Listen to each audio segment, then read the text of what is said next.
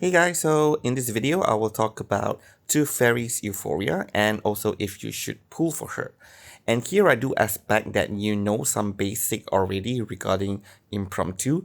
If you don't, I would suggest to watch the next video that I'll be posting soon, which is on Paper Heron Should You Pull video, because in that video I also explain in more detail regarding the impromptu mechanics and how it works. So you can come back and watch this video.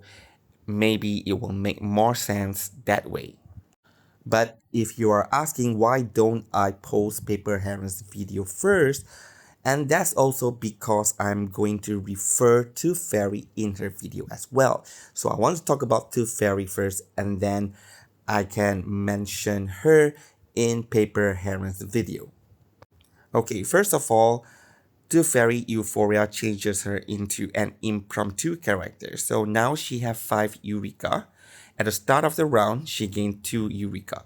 Whenever an ally consumes Eureka, accumulate inspiration. Upon entering combat, accumulate 5 inspirations.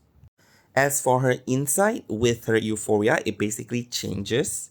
Okay, so first, Insight 1, Tooth Fairy Insight no longer accumulate baby tooth by using incantation.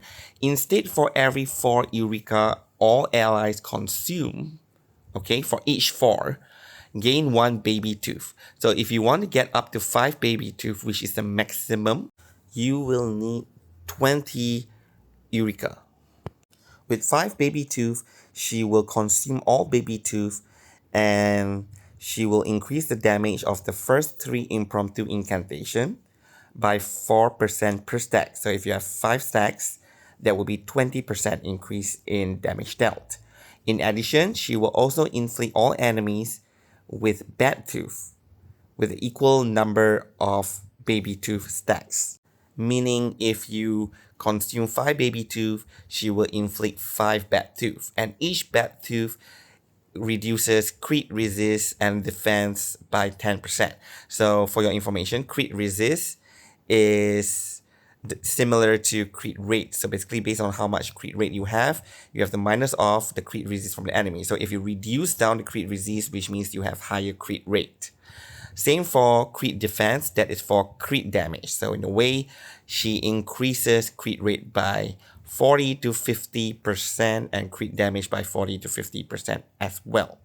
Okay, based on the number of stacks of bad tooth. So why I say 40 to 50? Because she can quite comfortably gain 4 to 5 stacks of baby tooth and inflict 4 to 5 stacks of bad tooth. Apart from the debuffs and also the damage dealt that she increased for impromptu, she also healed the allies 5% lost HP for each baby tooth. So 5 baby tooth, 25% lost HP. One very important thing is that every time she consumes baby tooth as well, in that round, she will also provide impromptu 2 inspirations. So which means if you consume 5 baby tooth, you would just directly give 10 inspiration to impromptu this round. So impromptu will have higher stacks of inspiration, which means it will do even more damage. So to me, this is actually a very important mechanics that now Tooth Fairy have, which is why you see like during the first round or second round, you can directly get like 20 stack of inspiration. Partly is really because of Tooth Fairy, making her good in both plant and start impromptu setup. Now, skill 1, Empty Gum. So this is no longer a debuff, it is now an attack incantation. Okay, it's a 1 target attack and it deals 150, 250 or 450 mental damage based on rank. And grant continuous action 1 for 1 round. This is really important. So you want to use this skill every round to ensure you always have continuous action. So you have 5 AP every single round. And she also consumed 2 Eureka to increase the number of impromptu incantation attack this round by 1. So here I just want to point out is that if you have 20 inspiration, you will add 5 attack into impromptu, so that will be 6 in total. So if you do this, now you have 7. But as you know, plant impromptu does only 3 attacks, so the additional 4 more will then be added as relative damage to the 3 impromptu attacks. So technically you just need 7. So using this skill once per round is enough to hit 7. As for skill 2, Lullaby, mass healing. Okay, so you consume 2 Eureka to increase the damage of impromptu incantation by 20%. As for her ultimate, it's one target attack, deal 500% mental damage, and this attack has 30% crit rate. But the most important thing is that when it crits, it purifies step down negative status and control from all allies. Okay, and for the impromptu aspect, it will add 8 inspiration directly to impromptu, and also inflict neuralgia on the enemy for 1 round. So what happened with this debuff is that after each attack from impromptu, the carrier would take Genesis damage, equal to the total impromptu incantation damage taken times 30%. So total heal what it means, okay, plant impromptu attack. So let's say you have 3 enemy, you attack all 3. So it deals 300,000 damage on each. So let's say you're dealing like 1 million. So basically they will add that all up, and now they will take 30% and inflict then that on the main enemy that currently have neuralgia. Okay, so it is actually pretty strong. So like you add it all up, 1 million, so 30%, so you are dealing back 300,000. But since it's for 3 instant of attack, this itself can deal like 1 million damage. However, since this is based on total damage, so you cannot like boost up this Genesis damage using any form of setups. Okay, the Genesis damage here is not affected by setup effects. As for her teammate and rotation, first of all, you want to use S1 every round because you want to ensure AP plus round is active all the time. Okay, so here I explained it to you already just now that you want up to 7 instances of attack. So 3 will be triggered, and for each 4 more, each will be additional 200% relative damage. So total up to 800%.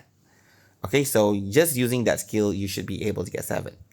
Again, try to gain her out every 4 rounds and use it when NN Lee uses her ultimate. That's because, for example, if NN Lee has 12 Wandering Ghosts, and then she will provide up to 24 inspiration to impromptu, significantly increases impromptu's damage. So now if you use 2 fairies ultimate, so all the damage will then 30% be converted to Genesis. So the rotation is that this is assuming that you already use her out before this and now you are just rotating through. It's not exactly like right from round 1 because she don't have her ultimate in round 1. Okay, so for example here you use ultimate, then you use S1, then you use S2.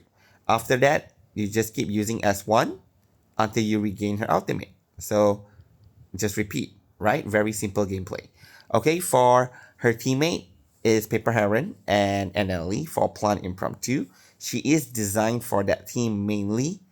However, she works very well still with the Star Impromptu, so you definitely can put her in Baccarola's team.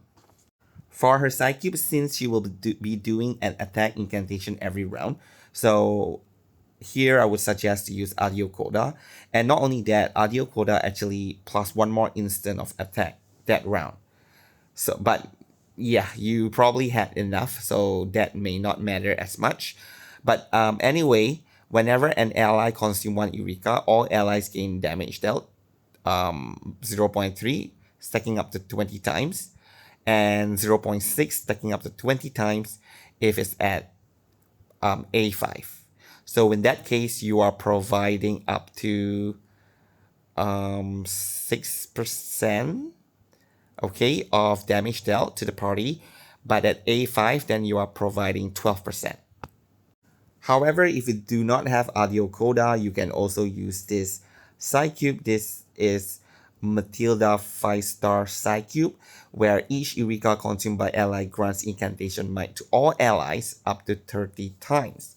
So that would be 6% incantation might, but again at level 5 it is 6% at 30 times. So that is 18% of incantation might. But this should be in N and Lee if you are using the full impromptu, not onto fairy, okay? For her portrait, I would really suggest you to get up to P1 because for the continuous action for 2 rounds. But P0 is fine, the rotation is fine.